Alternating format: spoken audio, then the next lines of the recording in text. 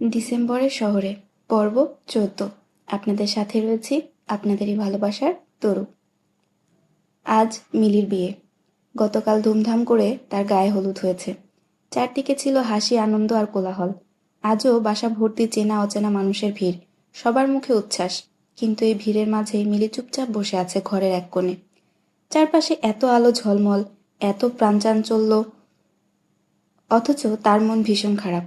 আজ তাকে বাবা মাকে ছেড়ে দূরে চলে যেতে হবে। পরিচিত এই ঘর, এই মানুষগুলো, সব কিছুই থেকে যাবে পেছনে। হয়তো কিছুদিন পর দেশকেও ছেড়ে পাড়ি জমাতে হবে অচেনা কোনো দেশে। এসব ভাবতে গিয়ে বুকের ভেতর হাহাকার করে ওঠে মিলির। বাবা মায়ের মুখটা চোখে ভেসে উঠতেই তার ভীষণ কান্না পায়। তুই এত মন খারাপ করে এখানে বসে আছিস কেন? কি হয়েছে? মা, তোমাকে ছাড়া আমি কিভাবে থাকবো? ভাবতেই গা শিউরে উঠছে। মেয়ের মাথায় হাত রেখে রহিমা বলল, আরে পাগলি মেয়ে, বিয়ের পর মেয়েরা তো এমনি নিজের ঘর পায়, এটাই নিয়ম। আমাকেও তো একদিন আমার মায়ের বাড়ি ছেড়ে আসতে হয়েছিল। কিন্তু মা, তুমি আছো এখানে, আমি তো অনেক দূরে চলে যাব। যদি দেশও ছাড়তে হয়, তোমার কাছে না এসে আমি কি করে থাকবো? জানি মা, সহজ নয়, কিন্তু তুই সাহস রাখবি। তোর নতুন জীবন শুরু হবে। আর আমি তোকে ছাড়া যে থাকতে পারবো তেমনটাও না। তবুও মা মেয়ের এই বিচ্ছেদ মেনে নিতেই হবে। রহিমার কণ্ঠেও বিষাদের ছাপ। আমি তোমাকে ভীষণ মিস করব মা। তুমি কি প্রতিদিন আমার খবর নেবে? অবশ্যই নেব। তুইও প্রতিদিন খবর দিবি। মনে রাখিস, দূরত্ব যতই হোক, তুই সবসময় আমার মনেই থাকবি। মা, আমি বিয়ে করতে চাই না, শুধু তোমার কাছে থাকতে চাই। মেয়েকে বুকের মধ্যে টেনে নেয় রহিমা। আহা আমার সোনামণি, এভাবে বলিস না। এটা তোর নতুন পথ চলা, নতুন স্বপ্নের শুরু। আমি আশীর্বাদ করছি, তুই যেন সুখী হোস। আমার শুধু এই একটাই চাওয়া, আমি চলে গেলে তোমাদের কে দেখে রাখবে? আমি কোথাও যেতে চাই না। আমাদের কথা তোর ভাবতে হবে না, তুই তোর সংসার নিয়ে ভাববি। প্রথমে মানিয়ে নিতে একটু কষ্ট করতে হবে, কিন্তু ধৈর্য হারাবি না। পৃথিবীর সমস্ত সুখ যেন তোর হয় মা। আবির ঘরে এসে দেখে মা মেয়ে দুজনে কান্নায় ভেঙে পড়েছে। সে কাছে এসে দুজনের পাশে বসে তাদের সুখ দুঃখের সঙ্গী হয়। কিন্তু বেশি সময় থাকতে পারে না, তার ডাক আসে। আজ তার অনেক দায়িত্ব। আবিরের বাবা করিম সকাল থেকে অসুস্থ বোধ করছেন, কিন্তু তিনি কাউকে তার অসুস্থতার কথা জানাননি। তিনি চান না আজকের দিনে সকল আনন্দ ফিকে হয়ে যাক। বুকে ব্যথা নিয়েও তিনি সুস্থ মানুষের মতো হাঁটাহাঁটি করছেন, এটা সেটা করছেন। মাঝে মধ্যে ব্যথা বাড়লে বুক চেপে কয়েক মিনিট বসে থেকে আবারও লেগে পড়ছেন সব দেখাশোনার কাজে। বিয়ে বাড়ি মানেই যেন আনন্দ আর হইচইয়ের সাথে অসংখ্য দায়িত্ব এসে জড়ো হয়। সকাল থেকেই বাড়িটা কেমন গমগম করছে। উঠোনে রঙিন প্যান্ডেল টাঙানো হয়েছে, একপাশে রান্নার চুলা জ্বলছে। বিরামহীনভাবে কড়াইতে তেল ছটফট করছে, তার গন্ধে চারপাশ মাতোয়ারা। আবার কোথাও আলো সাজানোর কাজ চলছে, কোথাও চেয়ার টেবিল গুছানো। এইসব আয়োজনের মাঝখানেই আবির ছুটোছুটি করছে এক প্রান্ত থেকে অন্য প্রান্তে। কখনো ফটোগ্রাফারের সঙ্গে কথা বলছে। ভাই, ঠিক ৩টায় আসরে ঢুকবে বরপক্ষ, লাইট ঠিক মতো সেট করেন, যেন কোনো ছবি ঝাপসা না হয়। কখনো রান্নার তদারকিতে গিয়ে কড়াইয়ের ঢাকনা তুলে দেখে নিচ্ছে মাংস ভালো মতো সেদ্ধ হয়েছে কিনা। আঙ্কেল, লবণটা একটু টেস্ট করবেন, কম বেশি হলে এখনই ঠিক করা দরকার। আবিরের হাতে যেন একসাথে 10টা কাজ। এক মুহূর্তে সে অতিথিদের বসার জায়গা দেখে নিচ্ছে, আবার পরের মুহূর্তে বিদ্যুতের তার পরীক্ষা করছে। যদি কোথাও শর্ট সার্কিট হয়, সে আকাশকে অনেক মিস করছে। আজ আকাশ থাকলে তার অনেক সুবিধা হতো।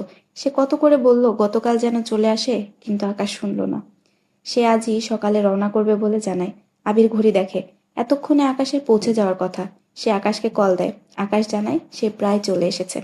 আবির বলে, আচ্ছা, আমি তাহলে লোক পাঠাচ্ছি, তোকে বাসস্ট্যান্ড থেকে রিসিভ করে নিয়ে আসবে।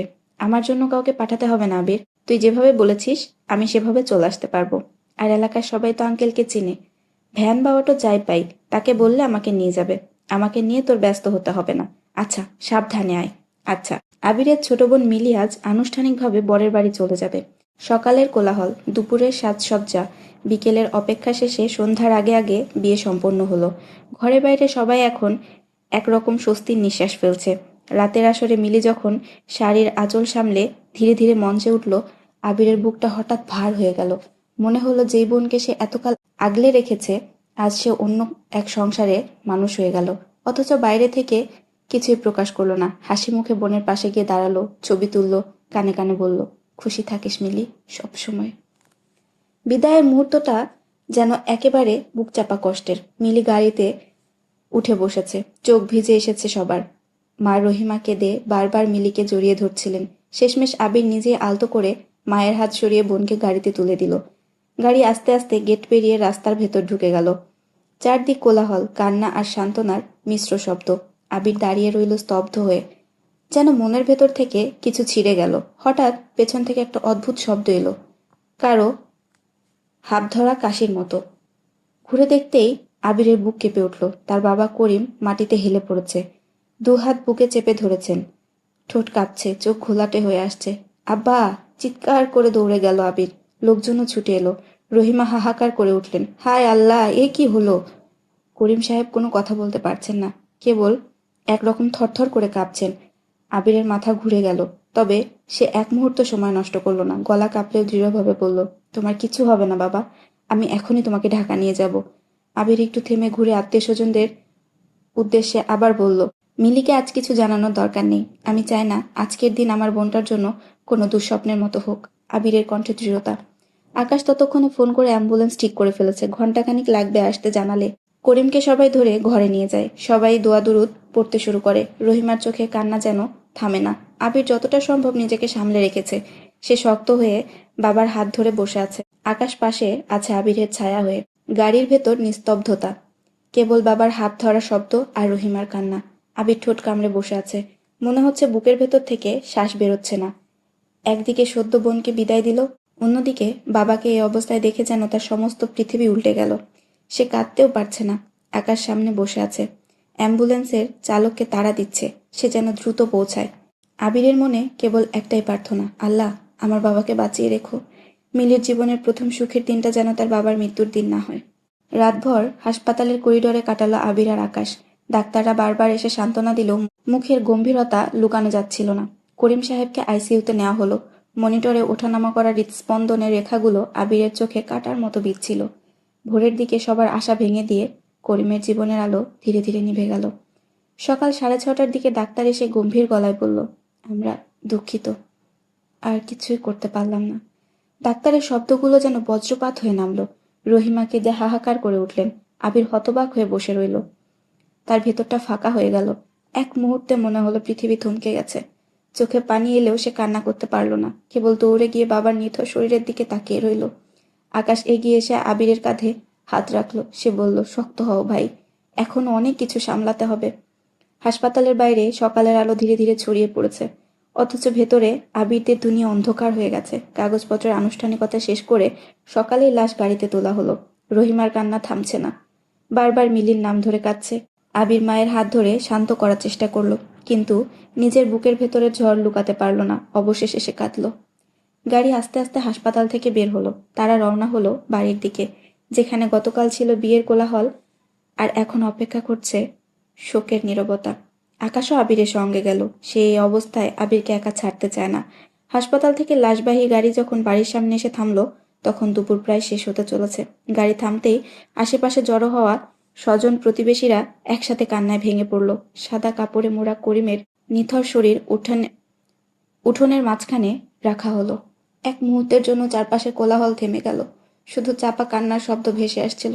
খবর ছড়িয়ে পড়তেই করিম সাহেবের অসংখ্য ছাত্রছাত্রী দল বেঁধে ছুটে এলো, যাদের একসময় তিনি পড়াতেন, জীবনের দিশা দেখিয়েছিলেন। তারা সবাই চোখ ভিজিয়ে তার জন্য দোয়া করলেন।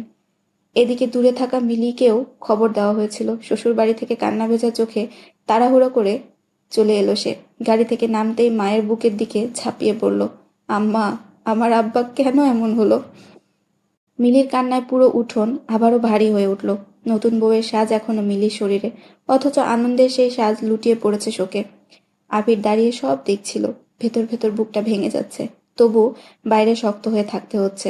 মা আর তার বোনের কান্না সামলাতে, অতিথিদের সান্ত্বনা দিতে, বাবার প্রিয় ছাত্রছাত্রীদের পাশে দাঁড়াতে, সবকিছু তার কাঁধে এসেই পড়েছে।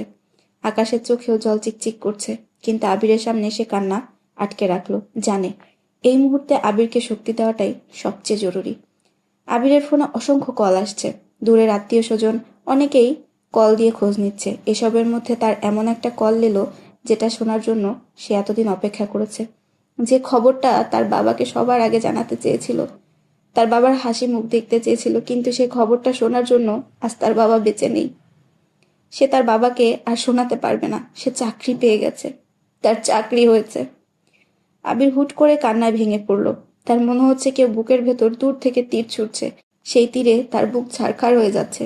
সন্ধ্যার আগে করিম সাহেবকে গ্রামে কবরস্থানে দাফন করা হলো। সূর্যের শেষ আলো মিলিয়ে যেতে যেতে মাটির বুকে চিরনিদ্রায় শুয়ে পড়লেন তিনি। কবর থেকে ফেরার পথে সবার মুখে একরকম গাম্ভীর্য।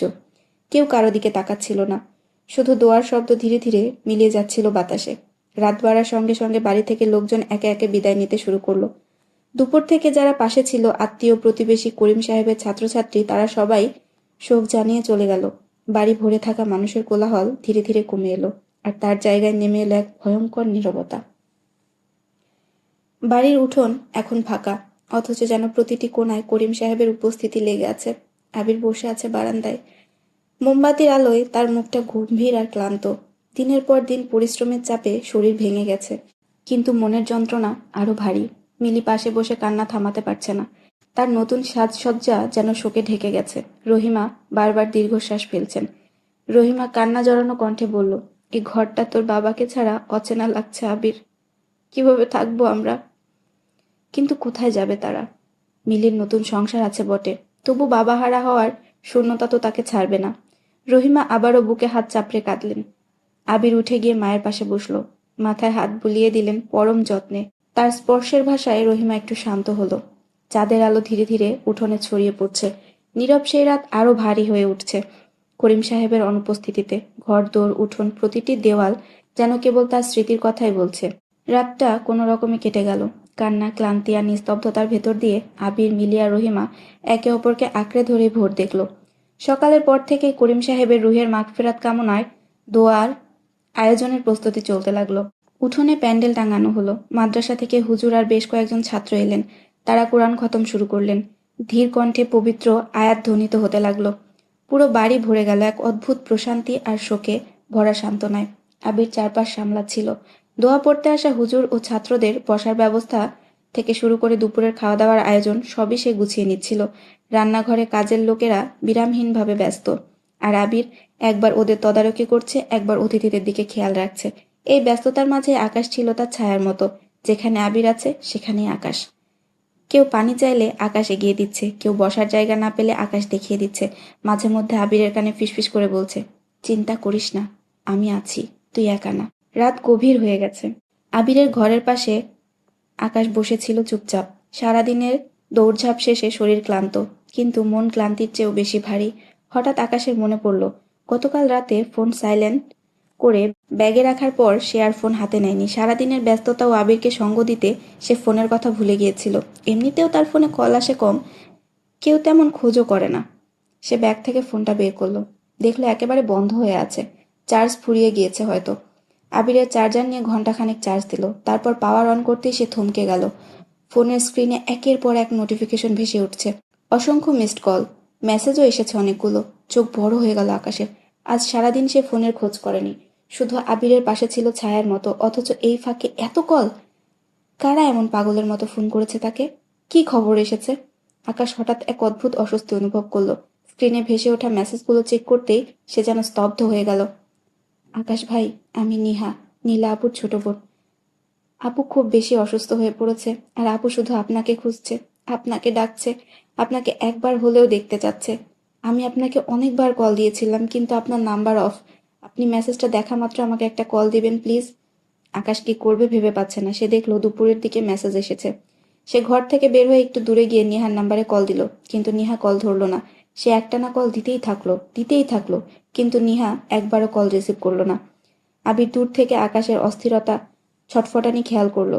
সে ধীর পাশে আকাশের কাছে এসে কাঁধে হাত রেখে জিজ্ঞাসা করলো, কিরে, সব ঠিক আছে? তুই এমন অস্থির হয়ে আছিস কেন? কোনো সমস্যা হয়েছে? আকাশ কি বলবে ভেবে পেল না। সে চুপ রইল। আবিরের এই অবস্থায় সে তাকে এসব কথা কিভাবে বলবে? আরে বোকা, কি হয়েছে আমাকে বল, এত চিন্তা করছিস কেন? কোনো সমস্যা হলে আমাকে জানা, আমি তো আছি। কিন্তু? কোনো কিন্তু ফিন্তু নেই, যা হয়েছে এখনই আমাকে বল। আকাশ সব খুলে বলল আবিরকে। আবির সব শুনে বলল, তুই ঢাকা চলে যা, এখনো বেশি রাত হয়নি, ঘন্টাখানেক পরেই ঢাকার উদ্দেশ্যে শেষ বাস ছেড়ে যাবে। এখন রওনা করলে ধরতে পারবি। এ অবস্থায় তোকে একা রেখে কি করে চলে যাব? আমার কথা তোকে ভাবতে হবে না, আমি সব সামলে নিতে পারবো। আমাকে নিয়ে তুই খামোখা এত চিন্তা করিস না। আল্লাহ না করুক, যদি নীলার খারাপ কিছু হয়ে যায় তাহলে সারা জীবন তুই আফসোস করবি, আর তোকে আফসোস করতে দেখতে পারবো না আমি। আকাশ আর কথা বাড়ালো না, সে তাড়াহুড়া করে বিদায় নিয়ে বেরিয়ে গেল। আবির তাকে হাসি মুখে বিদায় দিল, তার মনের কোনো এক কোণে একটা দুঃখ বেঁধে রইল। তবুও সে চায়নি আকাশকে রেখে দিতে। জীবনের কিছু মুহূর্ত আছে যেখানে কাউকে আটকে রাখা যায় না। এমন কিছু সময় আসে যা একা একা পার করতে হয়। আকাশকে ভ্যানে উঠিয়ে দিয়ে আবির বাসায় এলো। বাতাসে ভেসে আসা ধূপকাঠির গন্ধ, উঠোনের শূন্যতা আর একরাশ নীরবতা সব মিলিয়ে মুহূর্তটা অদ্ভুত ভারী হয়ে উঠল। আবির চুপচাপ তার ঘরের দিকে হেঁটে গেল। সব কেমন শান্ত নীরবতা। তার বুকের মধ্যে বাবাকে হারানোর ব্যথা ক্রমশ বাড়তেই থাকলো। আবির আজ কাঁদল, কিন্তু তার সেই কান্না থামানোর জন্য কেউ নেই। আকাশ বসে আছে বাস স্ট্যান্ডের ছাউনির নিচে। চারপাশে অল্প কিছু মানুষ, কেউ বা কাঁধে ঝোলানো ব্যাগ নিয়ে, দু চোখে অনিদ্রার ক্লান্তি, কেউ বা হাতঘড়ির দিকে তাকিয়ে বাসের অপেক্ষায়। বাতাসে হালকা শীতলতা, কিন্তু আকাশের বুকের ভেতর দাউ দাউ করে আগুন জ্বলছে। বাস আসতে এখনো 20 মিনিট বাকি। সময়টা যেন 20 বছর হয়ে দাঁড়ালো। প্রতিটি মিনিট তার কাছে অস্থিরতার শৃঙ্খল। আসার পথে নিহার নাম্বারে একের পর এক কল দিয়েছে, কিন্তু নিহা একবারও কল রিসিভ করেনি। আকাশের মাথায় ঘুরপাক খাচ্ছে একটাই প্রশ্ন, ওখানে এখন কি ঘটছে? নীলা কেমন আছে? নীলা কি সুস্থ আছে? আকাশ মনে মনে বলে, প্লিজ নীলা সুস্থ থেকো। আকাশ অন্যমনস্ক হয়ে বসেছিল। চারপাশের শব্দ তার কানে ঢুকলেও সে শুনতে পাচ্ছিল না ঠিকভাবে। মন শুধু ছুটে যাচ্ছে নীলার কাছে। হঠাৎ ফোনটা কাঁপতে শুরু করলো। রিংটন বাজতে সে কেঁপে উঠল। স্ক্রিনে ভেসে উঠল নাম, মিম ভাবি। আকাশ অবাক হয়ে গেল। এই সময় ভাবির কল! দ্বিধাগ্রস্ত আঙ্গুলে অবশেষে রিসিভ বাটনে চাপ দিল সে। হ্যালো ভাবি।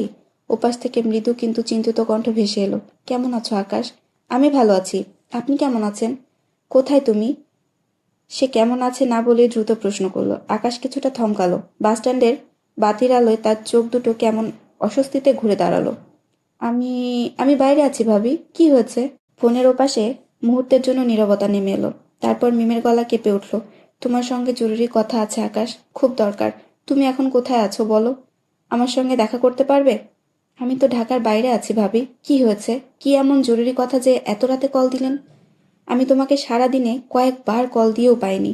মনে হয় তোমার ফোন অফ হয়ে গিয়েছিল ভাবি। এখন তো দেখা করা সম্ভব না।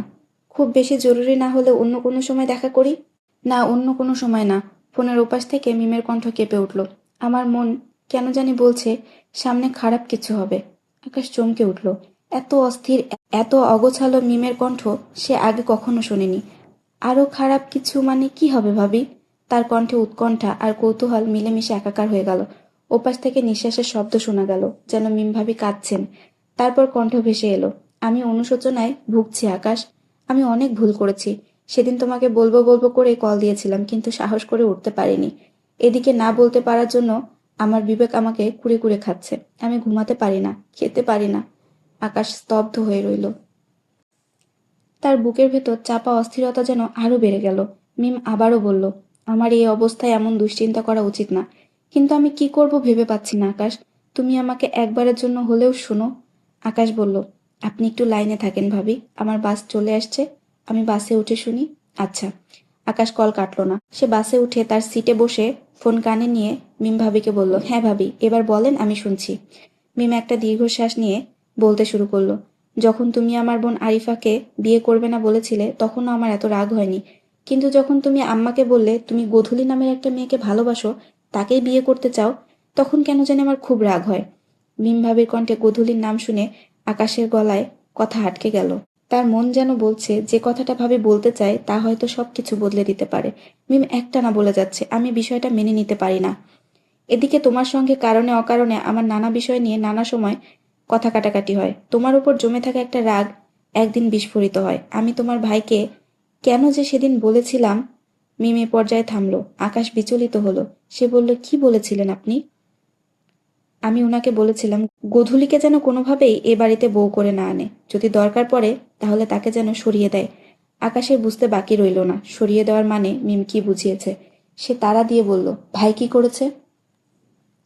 আমার কথা শুনে উনি হেসেছিল। বলেছিল, তুমি এসব কি বলছো? এমনটা কেন ভাবছো?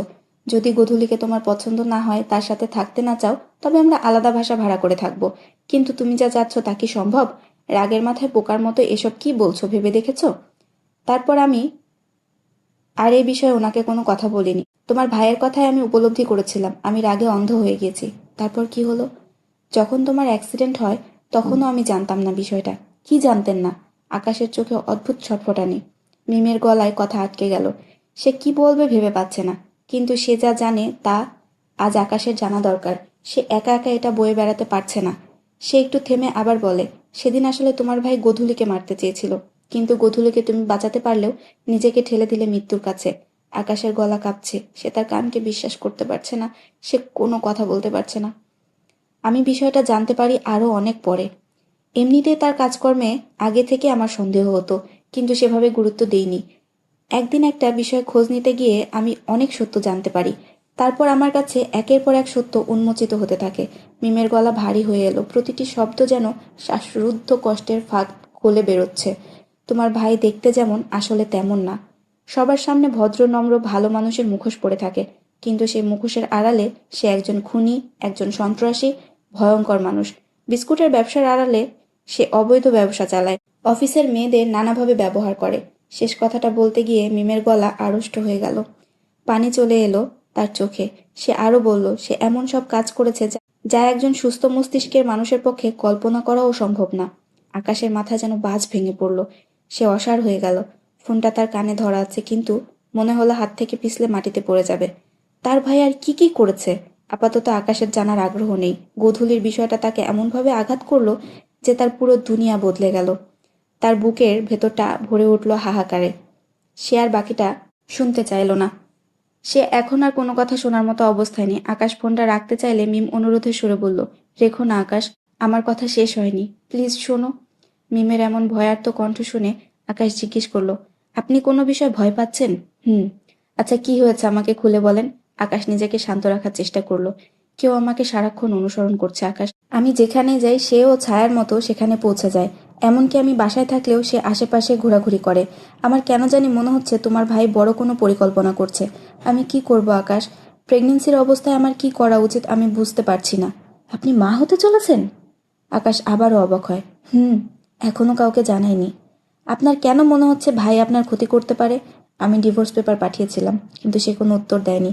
এছাড়াও তার অনেক গোপন ব্যাপার আমি জেনে ফেলেছি, যা আমার জানা উচিত হয়নি।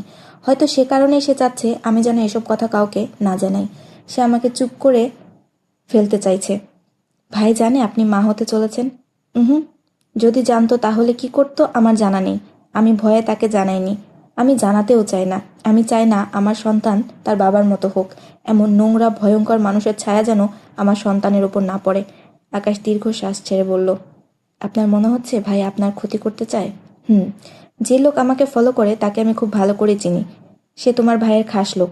তুমিও তাকে চিনো। সে আমাদের বাসায়ও এসেছে। মিমের এই কথা শুনে আকাশের বুকের ভেতর কেঁপে উঠল। সেদিনের কথা মনে পড়ে গেল আকাশের। সে ভাবল তাহলে নিশ্চয়ই সেই লোকটাই হবে। তার মানে তার ভাই তাকেও চোখে চোখে রাখছে। আকাশের সব সমীকরণ একে একে মিলে যেতে লাগলো। আকাশের মনে হলো বিদ্যুতের ঝলক তার মাথার ভেতর ফেটে পড়ল। সব সমীকরণ হঠাৎ মিলে যেতে লাগলো একে একে। অজানা অনেক প্রশ্নের উত্তর যেন সামনে স্পষ্ট হয়ে উঠল। তার পুরনো অনেক স্মৃতি মনে পড়তে থাকলো। চোখের সামনে একে একে ভেসে উঠতে থাকলো ভুলে যাওয়া সময়ের কথা, গোধূলির কথা, তার কাটানো জীবনের কথা। সে মনে মনে বলল, তাহলে সব কিছু ভাইয়ের কাজ? তার হাত থেকে ফোনটা প্রায় পিছলিয়ে যাচ্ছিল। চুপ করে আছো কেন আকাশ? আমি এখন কি করব? তোমার ভাই যে ধরনের মানুষ, শুধু আমার না, আমি নিশ্চিত সে তোমারও ক্ষতি করার পরিকল্পনা করছে। সে কখনো চায়নি তুমি তোমার বাবার ব্যবসায় আসো। যখন তুমি পড়াশোনা শেষ করে ব্যবসার নানা বিষয় দেখাশোনা শুরু করেছিলে, তখন সে অনেকবার আমার কাছে রাগ প্রকাশ করেছে। আপনি এখন কোথায় আছেন? বাবার বাসায়। এক কাজ করেন, আপনি ফোন বাসায় রেখে খুব ভোরে লুকিয়ে আপনার পরিচিত কোনো বন্ধুর বাসায় চলে যান। এমন কারো কাছে যাবেন যাকে ভাই চিনে না, জানে না। আর এই ফোন দিয়ে অন্য কারোর সঙ্গে যোগাযোগ করবেন না। কেন? আমার মন বলছে ভাই আপনার ফোন ট্যাপিং করেছে। কি বলো? আমি শিওর না, কিন্তু এটার সম্ভাবনাই বেশি। তাহলে আমি যে তোমাকে এসব বললাম, আপনি এত চিন্তা করবেন না। আমি কাল ঢাকা এসে দেখছি কি করা যায়। আচ্ছা, সাবধানে এসো। আপনি সাবধানে থাকবেন। তুমিও। আকাশ পুরো রাস্তা নানা বিষয়ে মনে করার চেষ্টা করলো। তার অনেক পুরনো স্মৃতি মনে পড়লেও সম্পূর্ণভাবে এখনো মনে পড়েনি। সে সেসব স্মৃতি মনে করার চেষ্টা করলো, যেখানে স্মৃতির অর্ধেকটা জুড়ে আছে গোধূলি। গোধূলির সঙ্গে তার দেখা হওয়া, একে অন্যের প্রেমে পড়ার মতো সবচেয়ে সুন্দর ও মায়াময় স্মৃতি। একে অন্যকে কথা দেওয়া, আজীবন মনে রাখবো, আজীবন ভালোবাসবো। এসব স্মৃতি যেন আকাশের চোখের সামনে ভেসে উঠতে থাকলো। মনের গভীরে রাগ, দুঃখ আর অপরাধবোধ মিলেমিশে এক অদ্ভুত অস্থিরতা তৈরি করেছে। প্রতিটি পদক্ষেপে আকাশ নিজের অভ্যন্তরে জটিল এক দ্বন্দ্ববোধ করছে। প্রেম, ক্ষোভ, আস্থা আর প্রতিশোধের ছায়া একসাথে মিলেমিশে তার যাত্রাপথকে ভারী করে তুলছে। আকাশ যখন ঢাকায় এসে গুলিস্তানে নামলো তখন গভীর মধ্যরাত। পুরো শহর যেন নিস্তব্ধ। কেবল দূরের কোথাও হালকা গাড়ির হর্নের শব্দ আর নিয়ন বাতির ঝাপসা আলো। রাস্তা খালি, মানুষের গর্জন নেই, শুধু হাওয়া চুপচাপ ভেসে চলছে। আকাশের গন্তব্য মতিঝিল জাহানারা হাসপাতাল। সে রাস্তার ধারে দাঁড়িয়ে আছে রিকশা অথবা সিএনজির অপেক্ষায়। একটা রিকশা অবশ্য পেয়েছিল, কিন্তু সে সেদিকে যেতে চায় না। আকাশ বাধ্য হয়ে আরও খানিকটা সময় অপেক্ষা করতে থাকলো। হঠাৎই নীরবতার মাঝখান দিয়ে এক মাইক্রোবাস এসে থেমে দাঁড়ালো তার সামনে। বাসের চাকার শব্দ যেন রাতের নীরবতাকে খানখান করে দিল। আকাশ চোখ মেলে তাকালো, সবকিছুই অচেনা। সে দাঁড়িয়েছিল, হঠাৎ করে কয়েকজন ছায়াময় ব্যক্তি দরজা খুলে আকাশের দিকে এগিয়ে এলো।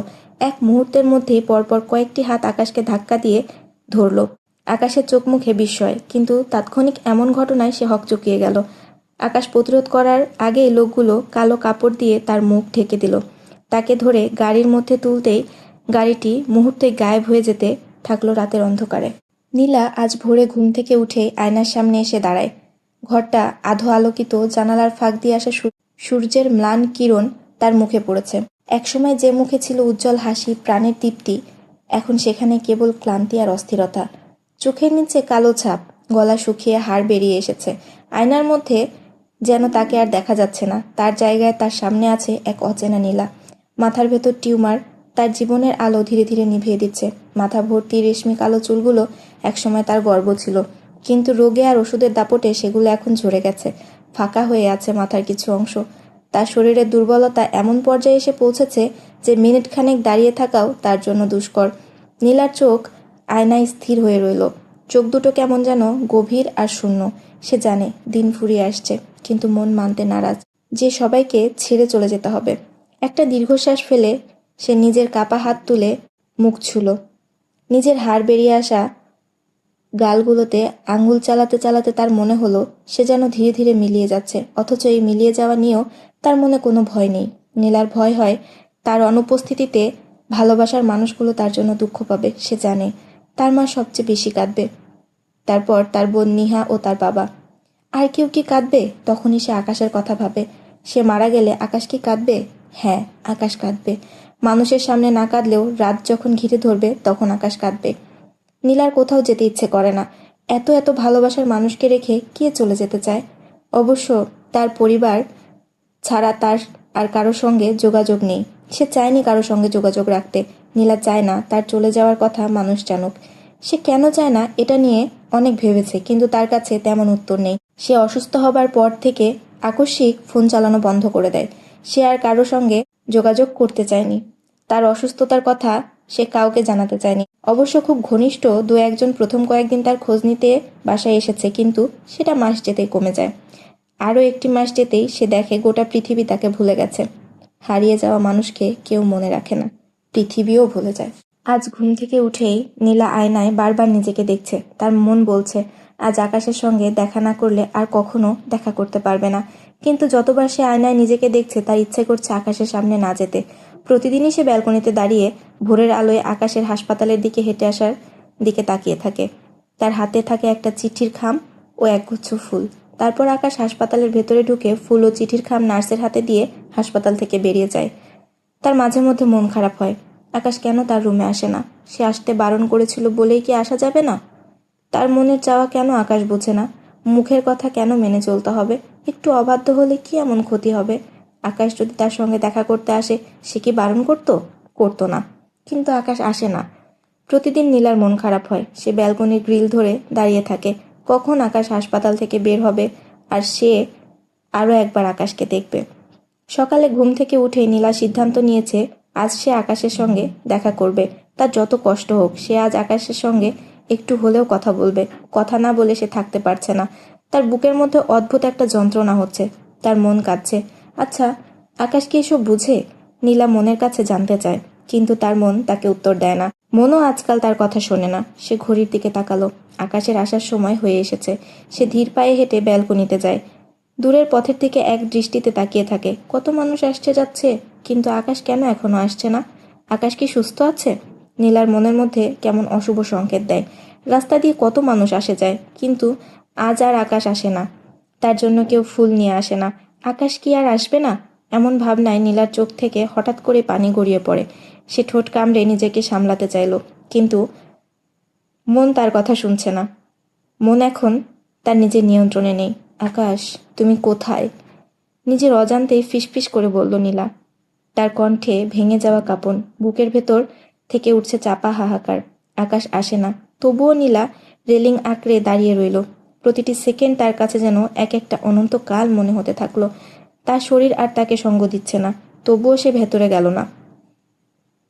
আকাশ না আসা পর্যন্ত সে ভেতরে যাবে না। সে ভেতরে গেলে যদি সেই ফাঁকে আকাশ চলে আসে, যদি আকাশের সঙ্গে তার দেখা না হয়। একটা জেদ আঁকড়ে ধরেছে নীলাকে। আকাশ যতক্ষণ না আসবে সে এখান থেকে কোথাও যাবে না। ব্যালকনির মেঝেতে নীলা নিথর হয়ে পড়ে আছে। সকালের রোদ তখন জানালার কাছ ভেদ করে ভেতরে ঢুকছে, কিন্তু সেই আলো তার নিস্তেজ শরীরটাকে আরো বেশি দুর্বল, আরো বেশি ভঙ্গুর মনে হচ্ছে। তার হাত এখনো গ্রিলের পাশে ছড়িয়ে আছে, যেন কিছু আঁকড়ে ধরতে গিয়ে হঠাৎ সব শক্তি হারিয়েছে। মুখটা ফ্যাকাশে, চোখ দুটো আধ খোলা, নিঃশ্বাস খুবই ক্ষীণ। সকালের কাজকর্ম দ্রুত শেষ করে নীলার জন্য রান্না করে জাহানারা আজ দ্রুত হাসপাতালে চলে আসে। সে নীলার রুমে এসে দেখে নীলা নেই। সে একবার ডাক দিল, নীলা, নীলা মা। কোনো সাড়া নেই। অস্থির পায়ে খুঁজতে খুঁজতে অবশেষে ব্যালকনিতে এলো। আর সেখানে পৌঁছে বুকটা যেন হিম হয়ে গেল তার। নীলা মেঝেতে অচেতন হয়ে পড়ে আছে। মা ছুটে গিয়ে কাপা হাতে মেয়ের মাথা তুলে কোলে নিলেন, কাপা গলায় ডাক দিলেন, নীলা মা, চোখ খুলতো, কিছু বল, আমার দিকে তাকা। নীলার কোনো সাড়া নেই, শুধু দুর্বল নিঃশ্বাস চলছে। এমন সময় নার্স দৌড়ে এলো। জাহানারার কণ্ঠে আতঙ্ক শুনে সে ছুটে এসেছে। নীলার শরীরটা পরিষ্কার করলো। বিরক্তি আর দুঃখ মিশে গলা ভারী হয়ে গেল নার্সের। সে বিনয়ী কণ্ঠে বারবার বলতে লাগলো, সরি ম্যাম। নার্স ব্যস্ত হয়ে পড়ল। তাড়াতাড়ি আরেকজনের সাহায্যে নীলাকে ব্যালকনি থেকে তুলে এনে শুইয়ে দিল বিছানায়। তৎক্ষণাৎ পরিয়ে দিল অক্সিজেন মাস্ক। রক্তচাপ মাপল। নীলার ঠোঁট ফ্যাকাশে, কপালে ঠান্ডা ঘাম জমে আছে। নার্স গম্ভীর কণ্ঠে বলল, মাথার ভেতরে টিউমারটা ক্রমশ খারাপের দিকে যাচ্ছে ম্যাম। নীলা আপুকে খুব সাবধানে রাখতে হবে এখন, আর স্যারকে একটু বলেন দ্রুত কোনো ব্যবস্থা নিতে। জাহানারা নিঃশব্দে মাথা নেড়ে চোখ মুছলেন। তিনি জানেন মেয়েকে তিনি আর আগের মতো হাসি খুশি করে ফিরে পাবেন না। প্রতিটা দিন যেন মৃত্যুর দিকে টেনে নিচ্ছে তাকে। নীলার নিস্তেজ মুখের দিকে তাকিয়ে তিনি শুধু ফিসফিস করে বললেন, মা, আমাকে ছেড়ে যাস না। তোকে ছাড়া আমি বাঁচব কিভাবে? জাহানারা দ্রুত পায়ে হাঁটতে হাঁটতে হাসপাতালের চেয়ারম্যানের অফিসে ঢুকলো। ভেতরে তখন মিটিং চলছে। কয়েকজন ডাক্তার আর কর্মকর্তা বসেছিল। তার আকস্মিক প্রবেশে হতভম্ব হয়ে গেল সবাই, কিন্তু জাহানারার চোখে এত তীব্র রাগ আর কষ্ট ছিল যে কেউ একটি কথাও বলার সাহস পেল না। চেয়ারম্যান হাসান আহমেদ, যিনি নীলার বাবা, চেয়ারে বসেছিলেন। হঠাৎ স্ত্রীকে এভাবে দেখে তিনি কিছু বলতে যাচ্ছিলেন, কিন্তু জাহানারা থেমে থাকতে পারল না।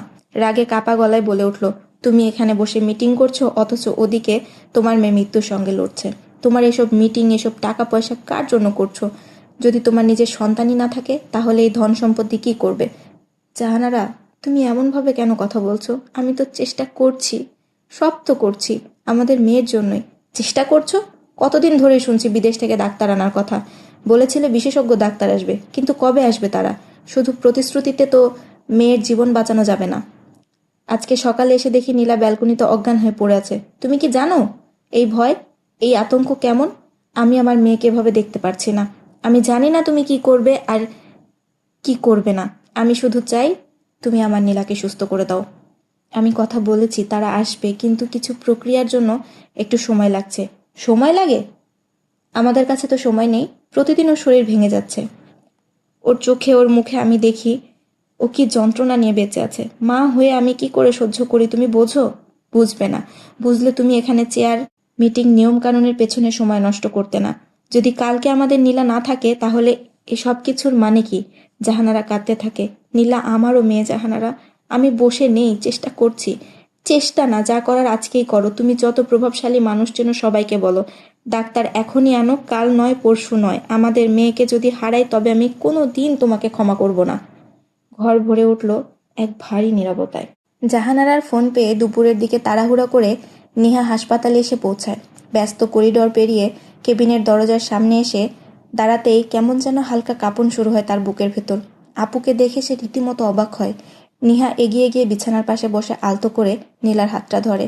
ঠান্ডা নিস্তেজ হাতটা তার নিজের উষ্ণ হাতে ধরা মাত্রই সে চমকে ওঠে। তার মনে হয় বুকের ভেতর কিছু একটা ভেঙে যাচ্ছে। চোখ অজান্তেই ভিজে ওঠে। গলার ভেতর আটকে থাকা কান্নাটা যেন গিলে ফেলতে হয় তাকে। জাহানারা নিহাকে দেখে স্বস্তির নিঃশ্বাস ফেলল। সে বলল, তুই এলি নিহা? তুই আপুর পাশে থাকিস, আমি একটু বাসায় যাব। সন্ধ্যার আগে সব গুছিয়ে ফিরে আসব। আমি না আসা পর্যন্ত নীলাকে চোখের আড়াল করবি না। ওর যদি জ্ঞান ফেরে তবে নার্সকে সঙ্গে সঙ্গে ডাকবি। নিহা চোখ মুছে নিচু গলায় বলল, আমি থাকবো মা, আপুকে একা রেখে কোথাও যাব না। আচ্ছা, যদি ইমার্জেন্সি হয় তবে সঙ্গে সঙ্গে আমাকে কল করিস। আচ্ছা মা। জাহানারা ধীরে ধীরে কেবিন থেকে বেরিয়ে গেল। দরজাটা বন্ধ হয়ে গেল ধীরে ধীরে। ভেতরে এখন শুধু পিনপতন নীরবতা। কেবিনের ঘড়ির টিকটিক শব্দ, স্যালাইনের ফোঁটা পড়ার মৃদু টুপটাপ আওয়াজ, সব মিলিয়ে এক বিষণ্ণ ছন্দ তৈরি হয়েছে। নীলার হাতের ওপর নিজের হাত রাখল নিহা। বিকেল নামার আগে নীলার জ্ঞান ফিরে আসে। ঘর ভরা নিস্তব্ধতার মধ্যে তার চোখ ধীরে ধীরে খুলে যায়। স্যালাইনের ফোঁটা পড়ার টুপটাপ শব্দ, জানালা দিয়ে আসা হালকা বাতাসে, পর্দার মৃদু দোল, সবকিছু মিলিয়ে পরিবেশটা কেমন যেন অচেনা লাগছে। কিছুক্ষণ চোখ মিটমিট করে চারপাশ তাকিয়ে দেখে সে। মাথা ভারী লাগছে, শরীরে দুর্বলতা ছড়িয়ে আছে। নিহা। নীলা ধীর গলায় ডাকে। ডাকটা এতই ক্ষীণ যে যদি নিহা গভীর মনোযোগে না থাকতো হয়তো শুনতেই পেত না। কিন্তু সে শুনেছে। মুহূর্তের মধ্যে তার মুখ উজ্জ্বল হয়ে ওঠে। হাতের ওপর রাখা নীলার হাতটা আরো শক্ত করে ধরে ফেলে সে। আপু, অবশেষে তোমার জ্ঞান ফিরেছে। নীলা হালকা মাথা নেড়ে চোখ মেলে তাকায়। সে মনে করার চেষ্টা করে তার কি হয়েছে। আকাশের অপেক্ষায় সে তো ব্যালকনিতে দাঁড়িয়েছিল। আকাশের কথা মনে পড়তে সে নিহাকে বলে, আমি কখন থেকে অজ্ঞান নিহা? সকাল থেকেই। মা এসে দেখে তুমি ব্যালকনিতে অজ্ঞান অবস্থায় পড়ে আছো। এখন কটা বাজে? নিহা ঘড়ি দেখে বলে, 4:10। নীলা আর কোনো কথা বলে না। তার ভাবনায় এখন আকাশ। আকাশ কি এসেছিল? সে নিহাকে বলে, নিহা দেখ তো টেবিলের কোথাও চিঠি অথবা ফুলের তোড়া রাখা আছে কিনা। নিহা ঘাড় ঘুরিয়ে দেখে টেবিল ফাঁকা। সে মাথা নেড়ে বলে, না, নেই। কেন আপু? সে কোনো উত্তর দিল না। তার মন খারাপ লাগছে। আকাশ কি আর আসবে না? আকাশের সঙ্গে কি তার আর দেখা হবে না? সে কি আর আকাশকে কখনো দেখতে পাবে না? তার চোখ বেয়ে অজান্তেই কান্নার স্রোত নেমে এলো। কি হয়েছে আপু? তুমি এভাবে কাঁদছো কেন? নীলা নিরুত্তর। নিহার কথায় তার মনোযোগ নেই। সে শুনতে পাচ্ছে না নিহা কি বলছে। তার সম্পূর্ণ ভাবনায় এখন শুধুই আকাশ। আজ আকাশকে কি কি বলবে সে ভেবে রেখেছিল, কিন্তু সে কি বলার আর সুযোগ পাবে? জীবন কি তাকে আরেকবার সুযোগ দিবে আকাশের সঙ্গে দেখা করার? তার কাছে কোনো উত্তর নেই। তার কান্না ক্রমশ বেড়েই চলেছে। এই আপু, কি হয়েছে তোমার? কথা বলো প্লিজ। আপু। তার চোখের পানি গড়িয়ে পড়ছে গাল বেয়ে। নিহার এই কান্নার শব্দ যেন চারপাশের সমস্ত শব্দকে ঢেকে ফেলেছে। অন্যদিকে নীলা তখন যেন অচেতন চেতন ভাবের মধ্যে নিজের চিন্তার জগতে হারিয়ে আছে।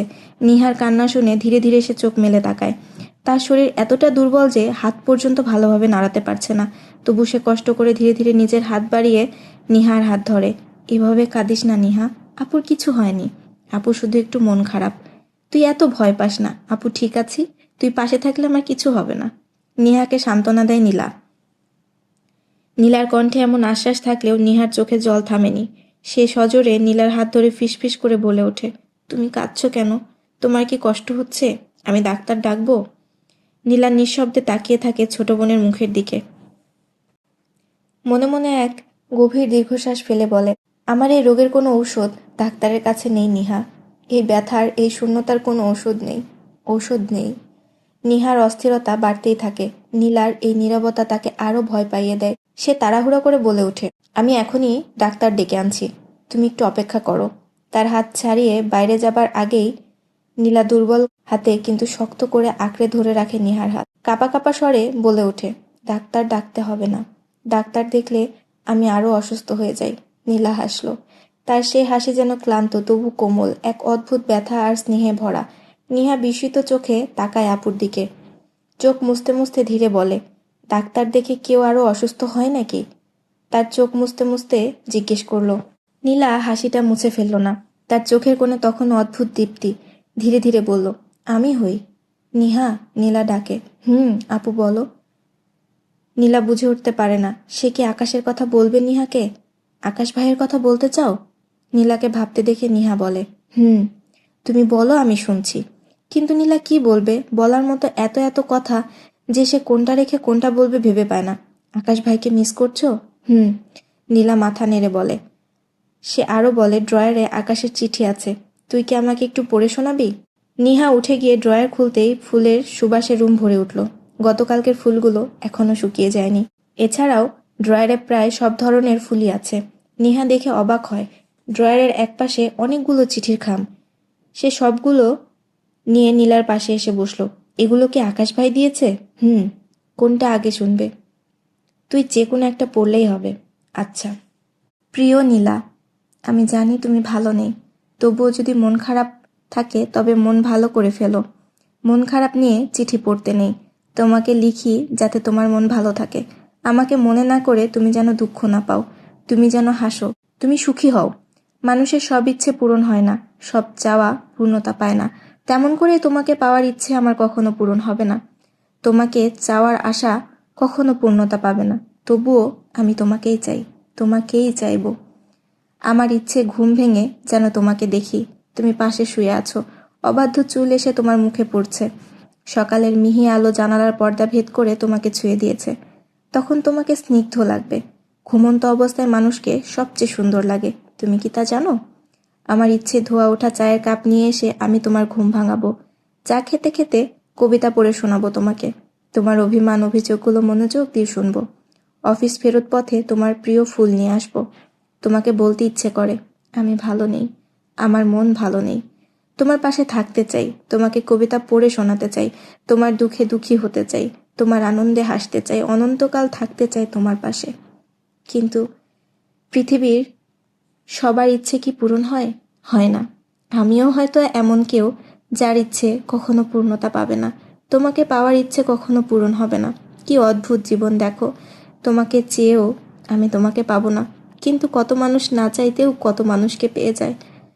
তোমাকে মন খারাপ করতে বারণ করে আমিই তোমার মন খারাপ করে দিলাম এমন একটা দুঃখের চিঠি লিখে। তুমি নিশ্চয় এখন কাঁদছো, নিশ্চয় তোমার চোখে অশ্রু জমেছে। চিঠির পাতায়ও কয়েক ফোঁটা পড়েছে। তুমি কেঁদো না, চোখ মুছো। তোমার পাশে থাকলে তোমাকে বলতাম না, আমি নিজেই তোমার চোখ মুছে দিয়ে তোমাকে বুকে আগলে নিতাম। নীলা, নীলা, আমি তোমাকে ভালোবাসি। তাই তুমি দুঃখ পেলে আমারও দুঃখ হয়, তুমি কাঁদলে আমারও কান্না পায়। এই যে আমিও এখন কাঁদছি। কেন কাঁদছি জানো? তুমি চিঠি পড়ে কাঁদবে, আমি জানি। আজ এখানেই শেষ করি, কাল তোমাকে আবার লিখব। সুস্থ থেকো, ভালোবেসো। প্রিয় নীলা, তোমাকে লিখব বলে সারা রাত নির্ঘুম কাটিয়েছি। এখন ভোর, অন্ধকার কেটে গিয়ে বাইরে মৃদু আলো ফুটে উঠেছে। আমি বসে আছি ছাদে। দূর থেকে জাহানারা হাসপাতাল লেখাটা এখনো জ্বলজ্বল করছে। তুমি নিশ্চয়ই ঘুমিয়ে আছো, তোমাকে খুব দেখতে ইচ্ছে করছে। এমনভাবে ইচ্ছে করছে যেন বুকের মধ্যে হু হু করে বয়ে যাচ্ছে ঝড়। ঘুমিয়ে থাকলে তোমাকে কেমন লাগে নীলা? তোমাকে যা বলতে চাই তা সব লেখা হয়ে ওঠে না। লিখতে গেলেই তোমার মুখ ভেসে ওঠে চোখের পাতায়। চোখগুলো ভীষণ ক্লান্ত মনে হয়। সেদিনের পর তোমাকে আর দেখিনি। আমি জানি তুমি আমাকে দেখো। আমি হাসপাতালে এলে রোজ আমাকে লুকিয়ে দেখো, কিন্তু একবার সামনে এলে কি হয়? কেন আসো না সামনে? তুমি সামনে আসো না, অন্যদিকে আমাকেও সামনে যেতে বারণ করে রেখেছো। আমার মন খারাপ হয়, তুমি কি তা বোঝো না? তোমাকে দেখার অসুখে আমি মরে যাই নীলা। প্রতিদিন ভাবি আজ তুমি ব্যালকনিতে দাঁড়িয়ে আমাকে দেখবে, আমিও তোমাকে দেখব। কিন্তু এমন দিন আসে না কেন নীলা? তুমি কেন আমার সামনে আসো না? তুমি কি বেশি অসুস্থ? ডাক্তার বলেছে তোমার শরীর ক্রমশ খারাপ হচ্ছে। আমি খোদার কাছে চেয়েছি আমার সমস্ত সুখের বিনিময়ে হলেও সে যেন তোমাকে সুস্থ করে দেয়। এই কথা শুনে তুমি রাগ করবে জানি, তবু আমি এটাই চাই। আমি চাই তুমি সুস্থ হয়ে ওঠো, যে কোনো কিছুর বিনিময়ে। আমি রোজ অপেক্ষা করি কখন সকাল হবে, কখন তোমার জন্য ফুল কিনবো, তোমাকে একবার দেখার আশায় কখন হাসপাতালে ছুটে যাব। আমাদের কি আরেকবার দেখা হতে পারে নীলা? আমি অপেক্ষায় থাকবো, তোমাকে দেখার অপেক্ষায়, তোমাকে শোনার অপেক্ষায়। প্লিজ তুমি সুস্থ থেকো, খোদা তোমাকে সুস্থ করে দিন। ইতি আকাশ।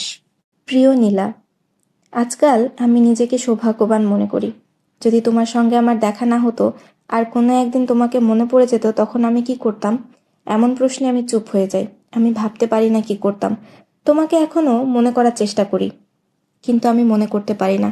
কিন্তু আমি জানি তুমিই সে যাকে আমি ভালোবেসেছিলাম। হয়তো সেজন্যই তোমাকে ভুলে গিয়েও ভুলতে পারিনি। বাস্তবে, কল্পনায়, স্বপ্নে আমি শুধু তোমাকেই মনে করেছি, তোমার কথা ভেবেছি। আমি পুরনো বইয়ের ভেতর একটা চিরকুট পাই। আমি জানি না তুমি দিয়েছিলে কিনা, কিন্তু আমার মন বলে তুমিই দিয়েছিলে। তুমিই লিখেছিলে, তুমি আমার মৃত্যু চেও, তবুও কখনো দূরত্ব চেও না। এভাবে কেউ বলে নীলা? এমন করে ভালোবাসা যায়? কিন্তু দেখো, সেই তুমিই দূরত্ব চাইলে। তুমি কেন দূরত্ব চাইলে নীলা? আমি কি তোমাকে ভালোবাসিনি? আমি একটু হলেও তোমাকে বুঝতে পারি, কিন্তু যদি একটা দিনও হয়, তবে সেই একটা দিনই আমি তোমার সঙ্গে কাটাতে চাই। একটা মুহূর্ত হলেও আমার চলবে। কিন্তু এমন করে কেন দূরত্ব চাইলে? তোমার ওপর আমার রাগ বা অভিমান নেই, শুধু আমার চাওয়া তোমার পাশে অনন্তকাল থাকা। মানুষ যা চায় তা কি সে পায়? হয়তো পায় না বলেই আমিও পাবো না। যেমন করে আমি আজীবন তোমার পাশে থাকতে পারবো না। ইতি আকাশ।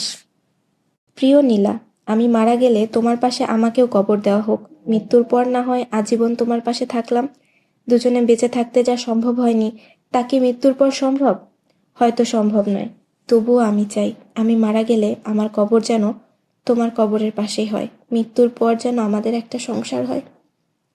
প্রিয় নীলা, আমি তোমাকে ভালোবাসি। আমি তোমাকে ভালোবাসি, ভালোবাসি, ভালোবাসি। নিহা চিঠির দিকে এক দৃষ্টিতে তাকিয়ে আছে। সাদা কাগজের পুরো পৃষ্ঠা জুড়ে শুধু একটাই শব্দ, ভালোবাসি। একই শব্দে ভরে গেছে গোটা চিঠি। নিহার মনে হলো আকাশ ভাই যেন প্রতিটা শব্দের ভেতর নীলা আপুকে ধরে রেখেছে তার ভালোবাসায়। নীলা বিছানায় শুয়ে আছে, এক হাতে একটা চিঠি শক্ত করে মুঠো করে রেখেছে। তার মাথা চিনচিন করছে, চোখ ভারী হয়ে আসছে। তবু নিহাকে কিছু বলতে ইচ্ছা করছে না। সে জানে বললেই নিহা চিন্তা করবে, ছুটোছুটি করবে। তাই নিঃশব্দে চোখ বন্ধ করে শুয়ে রইল।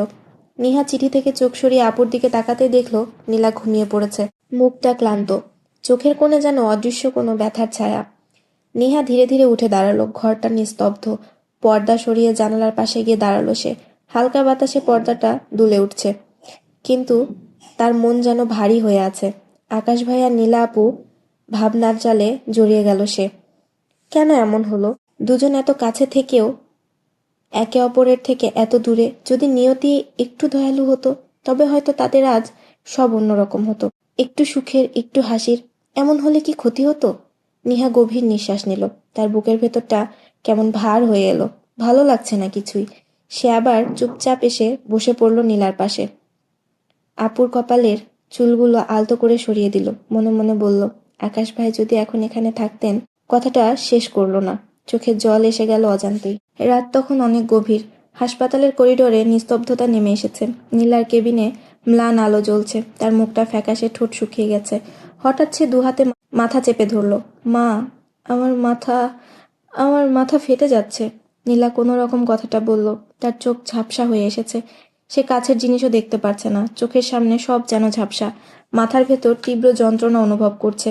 জাহানারা চমকে উঠে ছুটে গেল মেয়ের পাশে। বলতে লাগলো, মা, কি হলো? আবার ব্যথা করছে? এমন করছিস কেন? নীলার চোখে পানি, ঠোঁট কাঁপছে, সহ্য হচ্ছে না। মা, মাথার ভেতর আগুন জ্বলছে মনে হচ্ছে। একটু কিছু করো না মা, প্লিজ।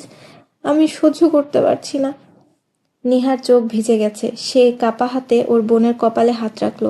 শরীর জ্বরে গরম হয়ে আছে। সে বলল, মা, ডাক্তারকে ডাকো তাড়াতাড়ি। আপুর তো খুব কষ্ট হচ্ছে।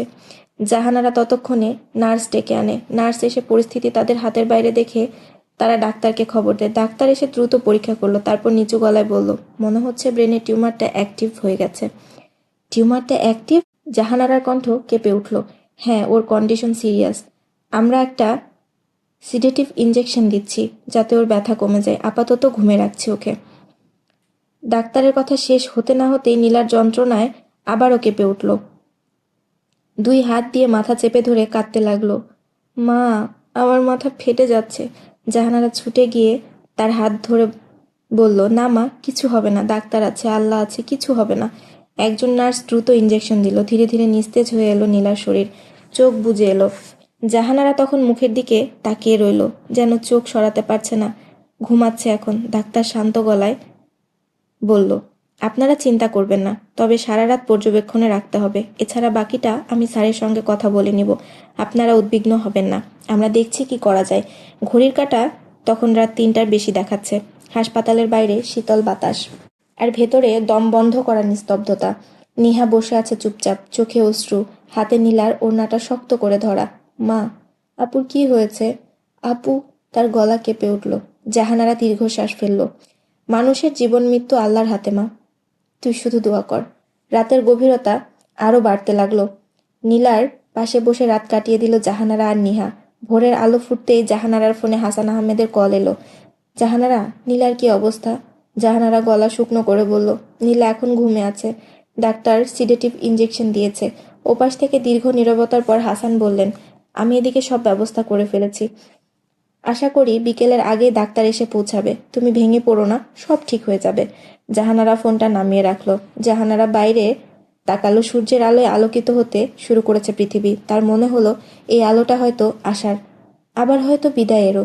সে নিহার পাশে বসে নরম গলায় বলল, চল মা, নামাজ পড়ে দোয়া করি। আল্লাহর রহমত ছাড়া কিছুই সম্ভব না।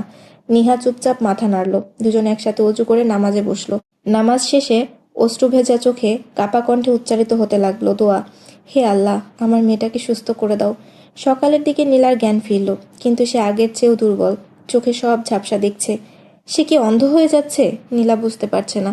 সম্পূর্ণ শরীর ব্যথায় বিষ। সে হাত নাড়িয়ে নেহাকে ডাকলো, আপু বলো, আকাশ যদি হাসপাতালে আসে ওকে আমার রুমে নিয়ে আসতে পারবি? আমার মন বলছে আজ যদি দেখা না করি আর হয়তো কখনো ওকে দেখার সুযোগ পাবো না। তুমি এমন কেন ভাবছো? বাবা বলেছে আজ বিকেলের দিকে বিদেশ থেকে ডাক্তার আসবে, তোমার অপারেশন হবে, তুমি সুস্থ হয়ে যাবে। তুমি শুধু শুধু ভয় পাচ্ছ। আমি ভয় পাচ্ছি না, সবাইকে একদিন চলে যেতে হবে, আর আমি আরও আগেই মেনে নিয়েছি যে আমি বাঁচব না। তবুও যদি অলৌকিক কোনো ঘটনা হয় সেটা ভাগ্য, কিন্তু আমি এমন দ্বিধার মধ্যে আকাশকে রাখতে পারবো না। যদি আর কখনো আকাশের সঙ্গে দেখা করার ভাগ্য না হয়। নীলা একটু থেমে আবার বলে, নিহা, তুই বুঝবি না, আমি আকাশের সঙ্গে দেখা করতে চাই না। আমি চাই না আকাশ আমাকে এভাবে চলে যেতে দেখুক, কিন্তু আমি পারছি না। শেষ সময় এসে আমার লোভী হতে ইচ্ছে করছে। আকাশকে একবার দেখতে ইচ্ছে করছে। আকাশ যদি আজ ফুল ও চিঠি নিয়ে আসে তাহলে আমার রুমে নিয়ে আসিস। আমি মনে হয় না ওঠার মতো শক্তি জোগাড় করতে পারবো। আচ্ছা আপু, তুমি চিন্তা করো না, তুমি রেস্ট নাও। আকাশ ভাই এলে আমি ভাইকে নিয়ে আসবো। আর যদি হাসপাতালে নাও আসে তাহলে যেভাবেই হোক আমি তোমার কাছে আকাশ ভাইকে নিয়ে আসবই। আচ্ছা। নীলার চোখে হালকা আশার আলো। সে আর কথা বলতে পারল না। অসহায়ের মতো শুয়ে রইল চুপচাপ। আকাশ ভাইয়ের অপেক্ষা পথের দিকে দৃষ্টি রেখে নিহা ব্যালকনিতে দাঁড়িয়ে আছে। নীলাকে আবারও সিডেটিভ ইঞ্জেকশন দেওয়া হয়েছে, তবে এবার অল্প পাওয়ারেরটা দিয়েছে। সেই থেকে নীলা ঘুমাচ্ছে। জাহানারা বাসায় গিয়েছে। সে একা একা ব্যালকনিতে দাঁড়িয়ে রাস্তার দিকে তাকিয়ে আছে, কিন্তু তার ভাবনা পুরোটা ঘিরে তার নীলা আপু। নীলার সঙ্গে কাটানো তার সময়গুলো সে মনে করছে। ভালো ও সুন্দর সময়গুলো দ্রুতই ফুরিয়ে যায়। সে ভাবল, ভাবনার মধ্যেও তার দৃষ্টি বারবার রাস্তার দিকে চলে যাচ্ছে। আকাশ ভাই আসবে কি না, এখনো এলো না কেন? প্রতিবার মানুষ কেন দূর থেকে দেখা গেলে বুকের ভেতর ধক করে ওঠে, কিন্তু কাছাকাছি আসতেই বুঝে যায় তা নয়। আকাশ ভাই না। আকাশ ভাই যদি আজও না আসে তবে সে কি করবে? এমন ভাবনায় সে ডুবে আছে। সে আপুকে কথা দিয়েছে আকাশ ভাই না এলেও যেভাবেই হোক তাকে নিয়ে আসবে। কিন্তু সে কি করে আনবে? আকাশ ভাইয়ের ঠিকানা তার অজানা। শুধু আশেপাশে কোনো এক বাসায় থাকে সে এটা জানে, কিন্তু এই জানা থেকে কোনোভাবেই কাউকে খুঁজে বের করা সম্ভব না। এমন সময় তার সহসা মনে পড়ে যায় নীলা তার ফোন দিয়ে আকাশ ভাইকে কল দিয়েছিল। নিহা তন্ন তন্ন করে নম্বর খুঁজতে থাকে। আকাশের নম্বর সেভ করা নেই দেখে তার খুঁজে পেতে কষ্ট হচ্ছে। সে একটু স্থির হলো, শান্ত হলো, মনে করার চেষ্টা করলো কবে কখন আপু আকাশ ভাইকে কল দিয়েছিল। সময় নিয়ে হিসাব করে সে দিন ও আনুমানিক সময় মনে করার চেষ্টা করলো। তার মনে পড়তেই চোখের কোণে আনন্দ ঝিলিক দিয়ে উঠল। সে নাম্বার বের করে ফেললো ঠিকঠাকভাবে। কিন্তু সে কি এখনই কল দেবে নাকি আরেকটু দেখবে? নিহা ভাবল, আপু যেহেতু ঘুমাচ্ছে সেহেতু আরেকটু অপেক্ষা করাই যাক। আকাশ আজও এলো না। সে জানলই না তার জন্য নীলা অপেক্ষা করছে। নিহাও অপেক্ষা করছে নীলার সঙ্গে তার দেখা করিয়ে দেওয়ার জন্য। আকাশ জানল না নীলা ভালো নেই। দুজনের নিয়তিতে কি লেখা আছে কেউ জানে না। শুধু অপেক্ষা করা ছাড়া আর কোনো পথ খোলা নেই। নীলার জ্ঞান ফিরল দুপুরের আগে। সে ধীরে ধীরে চোখ মেলে তাকালো। আলোটা তার চোখে লাগছে। সে ভালো করে দেখতে পারছে না। এক মুহূর্তের জন্য যেন বুঝতে পারল না সে কোথায় আছে। সারা শরীরে দুর্বলতা, মাথাটা ভারী লাগছে, শ্বাস নিতে কষ্ট হচ্ছে। একজন নার্স কাছে এসে নরম গলায় বলল, আপনি এখন একটু ভালো আছেন ম্যাডাম? কথা বলবেন না বেশি, বিশ্রাম নিন। নীলার চোখ কেবল চারদিকে খুঁজতে লাগলো নিহাকে। নার্স বুঝতে পেরে বলল, আপনার বোনও ম্যাম বাইরে আছে, ডাক্তার আসবে, সেজন্য ওনাদের বাইরে অপেক্ষা করতে বলা হয়েছে। ততক্ষণে ডাক্তার রুমে ঢুকলো, হাতে ফাইল। গম্ভীর অথচ মমতাময় গলায় বলল, নীলা, আপনি খুব দুর্বল হয়ে পড়েছেন। আমরা আপনাকে তরল খাবার দিচ্ছি এখন। কষ্ট করে হলেও খেয়ে নেবেন, না খেলে আরও দুর্বল হয়ে যাবেন। রাতে আপনার অপারেশন হবে, সেজন্য দুপুরের পরে আর খেতে পারবেন না। নীলা শুধু শুনে গেল, সে কোনো কথা বলল না। আমি ম্যামকে সব বুঝিয়ে বলে দিব, আপনি চিন্তা করবেন না। ডাক্তার চলে যেতেই নার্স ইঞ্জেকশন দিল, যাতে ব্যথা কিছুটা স্থিতিশীল পর্যায়ে থাকে। ডাক্তার বের হতেই করিডোরে বসে থাকা নিহা দৌড়ে রুমে এলো। নিহা পাশে আসতেই নীলা চোখ আধবোঝা রেখে ধীরে বলল, আকাশ এসেছে কি? নিহা চুপ রইল, তার কাছে কোনো উত্তর নেই। সে বলতে পারছে না আকাশ ভাই আসেনি। নিহাকে বলতে হলো না, নীলা সব বুঝে নিল। সে চোখ বন্ধ করে ফেলল। আপু, তুমি চিন্তা করো না, আমি আকাশ ভাইয়ের সঙ্গে কথা বলবো। যে করেই হোক তোমার ইচ্ছা আমি পূর্ণ করবই। তুমি মন খারাপ করো না, চিন্তা করবে না। এখন এই সময় অতিরিক্ত চিন্তা করা উচিত না। ডাক্তার বলেছে যতটা স্বাভাবিক থাকা যায় ততই ভালো। তুমি প্লিজ মন খারাপ করো না। আপু, নীলা চোখ খুলল না। চোখ খুললে তার চোখের মধ্যে জমা পানি গাল বেয়ে পড়বে। সে চায় না নিহা তাকে কান্না করতে দেখুক। সে চোখ মেলে তাকাতে চায় না। আকাশকে কয়েকবার ফোন দিল নিহা, কিন্তু আকাশের ফোন বন্ধ।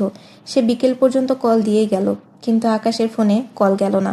সে বাধ্য হয়ে একটা মেসেজ লিখে আকাশকে পাঠিয়ে দিল, এই আশায় যদি ফোন খুলে তখন যেন সে কল দেয়। আকাশের কলের অপেক্ষায় সন্ধ্যার আলো ম্লান হয়ে হাসপাতালের জানালার কাছে পড়েছে। ভেতরে নিঃশব্দ গম্ভীর পরিবেশ। নীলার শরীর আরও খারাপের দিকে যাচ্ছে। ডাক্তার অপারেশনের প্রস্তুতি নিচ্ছে, কিন্তু নীলা খুশি নয়। তার শেষ ইচ্ছা পূরণ হলো না। সে কি আর আকাশকে দেখতে পাবে না? অসহ্য যন্ত্রণার মধ্যেও সে শুধু এটাই ভেবে চলেছে। নিহা সারাদিন ধরে আকাশ ভাইকে ফোন করেছে, কিন্তু একবারও কল যায়নি। নিহার বুকের ভেতর একটা অজানা অস্থিরতা জমে উঠেছে। সে আপুকে কথা দিয়েছিল, সে যে কোনোভাবেই আকাশ ভাইকে খবর দেবে যেন সে হাসপাতালে আসে, কিন্তু এখন মনে হচ্ছে সে কথা রাখতে পারবে না। নিহা নিজের মনে বিড়বিড় করে বলল, আকাশ ভাই, আপনি কোথায়? আপনার জন্য আপু অপেক্ষা করছে, আপনি কি তা বুঝতে পারছেন না? সময় যেন পাখা মেলে উড়ে যাচ্ছে। নীলার ব্যথা ছটফটানি আরও বেড়ে গেছে। কখনো চোখ খুলে ছাদের দিকে তাকিয়ে থাকে, কখনো আবার কষ্টে চিৎকার করে ওঠে। নিহার পক্ষে আর সহ্য হচ্ছে না। সে একবার আপুর দিকে তাকায়, একবার মোবাইলের দিকে। আকাশ ভাইয়ের নাম্বারটা বারবার স্ক্রিনে জ্বলে উঠছে, আবার মিলিয়ে যাচ্ছে। জাহানারা পাগলের মতো করিডোরে পায়চারি করছে। হাসান কেন এখনো আসছে না? সে কয়েকবার কল দিয়েছিল, কিন্তু কল ধরেনি। তার ভেতর আর ধৈর্য নেই। সে নীলাকে এভাবে কষ্ট পেতে দেখতে পারছে না। শেষ পর্যন্ত রাগে কষ্টে অসহায় নিহা ফোনটা শক্ত করে মুঠোয় ধরে রাখলো। তারপর গভীর নিঃশ্বাস ফেলে বলে উঠল, থাক, আর ফোন দিব না। যদি নিয়তিতে আপু ও ভাইয়ার দেখা হওয়া লেখা না থাকে তবে কিছু করার নেই। নিহা, আপু, আকাশকে আর কল দিস না। হয়তো ও কোনো ঝামেলায় আছে, অথবা অনেক বড় কোনো সমস্যা হয়েছে। কেন জানি আমার এখন ওর জন্যই চিন্তা হচ্ছে। তুমি এমন কেন? কেমন? এই যে তুমি আকাশ ভাইয়ের কথাই ভাবছো। আমি আকাশকে চিনি। যেহেতু ও এই 2 দিন আসেনি, তার মানে নিশ্চয়ই ও কোনো একটা ঝামেলায় পড়েছে। আমি নিশ্চিত ও আসবে। আজ হোক বা কাল, ও আসবেই। নীলা দীর্ঘশ্বাস ফেলে। সে আবার বলে, আমি যদি মরে যাই তবে আমার একটা কাজ করে দিতে পারবি? তুমি এভাবে কেন বলছো? নিহা কেঁদে দেয়। তুই বুঝবি না, তুই শুধু বল কাজটা করবি। কি করতে হবে? ড্রয়ারের ভেতর একটা ডায়েরি আছে, তার মধ্যে একটা চিঠি আছে। আমি যদি না থাকি আর আকাশ যদি আমার খোঁজে আসে, তবে ওকে তুই আমার চিঠি দিয়ে দিস। মাকেও বলে রাখিস। যেহেতু তুই সবসময় বাসায় থাকিস না, কি করতে পারবি? হ্যাঁ পারবো, তুমি চিন্তা করো না। আমি চিন্তা করছি না, আমার ভয়ও লাগছে না, শুধু আফসোস হচ্ছে শেষবারের মতো হয়তো আকাশকে দেখতে পারবো না। আমাদের আর দেখা হবে না নিহা, আমাদের আর দেখা হলো না। শেষ কথা বলতেই নীলার চোখের কার্নিশ বেয়ে অশ্রু গড়িয়ে পড়ল। নিহা চুপচাপ নীলার হাত ধরে বসে রইল। সে আর কোনো কথা বলতে পারল না। হাসান ও জাহানারা কেবিনে ঢুকলো। হাসান বলল, চিন্তা করিস না মা, তোর জন্য আমি সবচেয়ে ভালো ডাক্তার নিয়ে এসেছি। তুই সুস্থ হয়ে যাবি।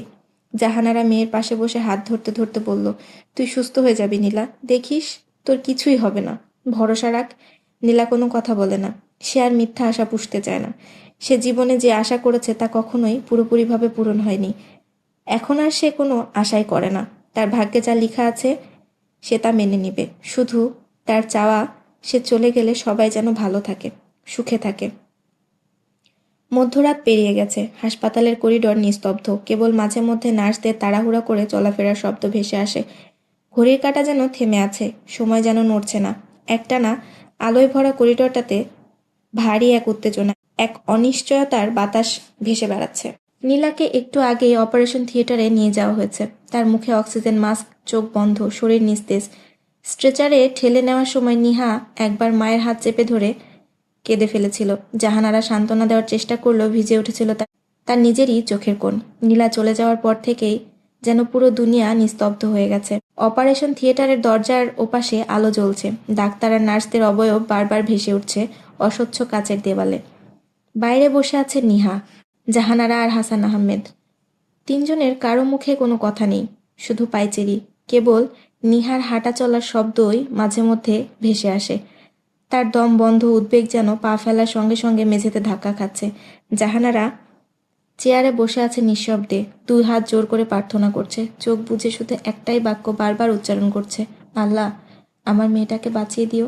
হাসান আহমেদ চুপচাপ দাঁড়িয়ে আছেন করিডোরের শেষ প্রান্তে, মুখে অদ্ভুত এক গাম্ভীর্য। তবুও ভেতর ভেতর তিনি ভেঙে পড়েছেন। মাঝে মধ্যে তিনি ফোন করে ডাক্তারের নাম্বার দেখতে থাকেন, যদি কিছু জানতে পারেন।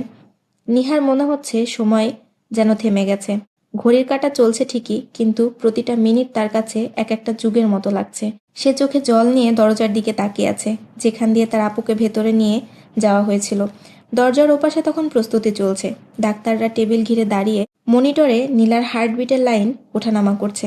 বাইরের অপেক্ষা আর উদ্বেগের ভারে সময় যেন সত্যি স্থির হয়ে আছে।